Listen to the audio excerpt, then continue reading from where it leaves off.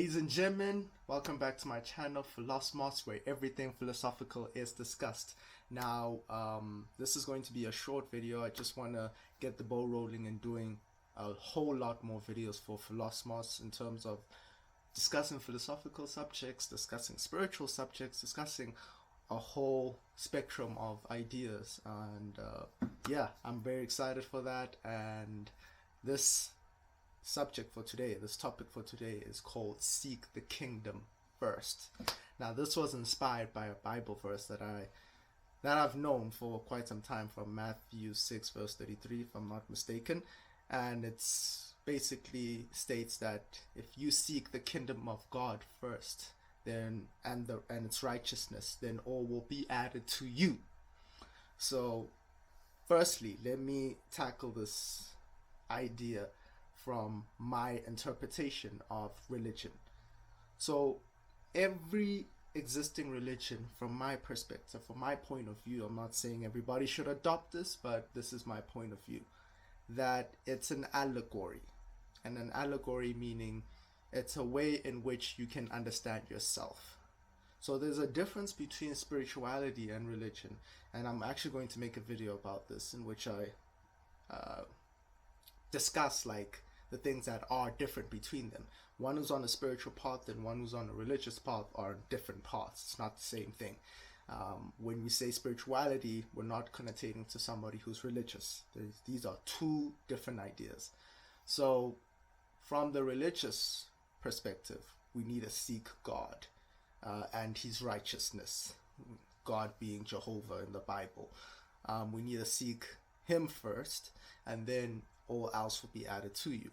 But from a spiritual understanding, from an esoteric understanding, we understand it from an allegoric perspective, meaning that I am trying to understand myself in relationship to this book. So everything contained within this book is nothing but symbols, metaphors that point towards truths that make every single individual understand the self just a bit more. So when they say seek the kingdom first, seek the kingdom of God. Now, if we look back, I don't want to go into a whole background check on this, but the original name for God in the Bible is I am that I am.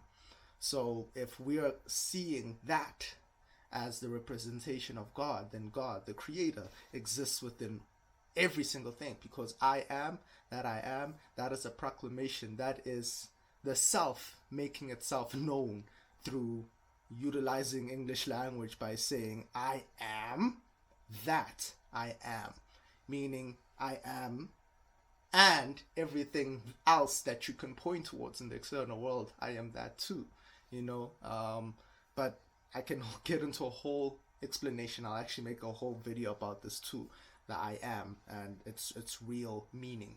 But speaking on this subject, seek the kingdom of God first. So what does that mean? And how does this apply in our world today? So firstly, we need to understand something. We need to understand something crucial. That this appears to be a physical world. Okay?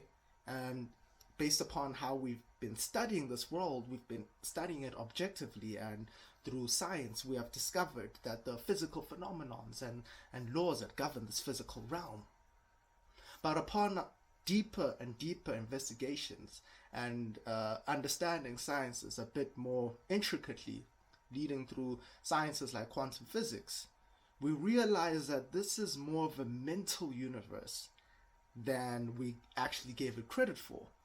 That the world outside is actually a modulation of mind.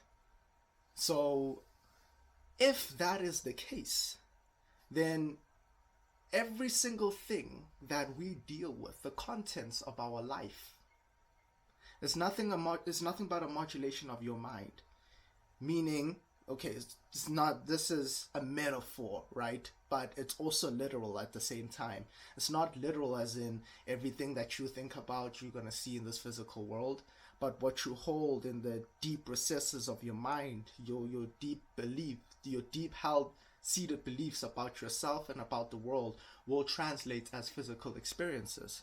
Thus, if anything you want to change in your life, if you want to move to the next level in your career, if you want to move to the next level in terms of your health, if you want to move to the next level with your relationships with other people, if you want to have more fruitful, more loving, more warm relationships, if you want to discover yourself more, then it's not anything that you need to seek in the external world. That is the misconception, that is the illusion, that we need to look in the external world to feel something, to find something that can move us in the right direction. But this statement, seek the kingdom of God first, means seek the mind, seek the self first.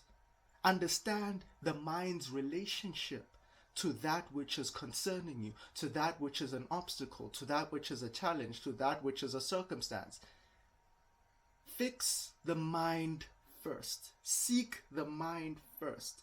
Analyze the mind first. Look within your beliefs. Look within your perceptions. What does it mean to look within your mind? It means to look within your perceptions. Look within your beliefs. Look at the narrations that are going on within your mind about who you are and about your relationship to that situation. That is what you need to probe before you look into the external world, because the external world is nothing but a reflection of mind. Thus, if you seek mind first, if you seek self first, if you seek that immaterial substance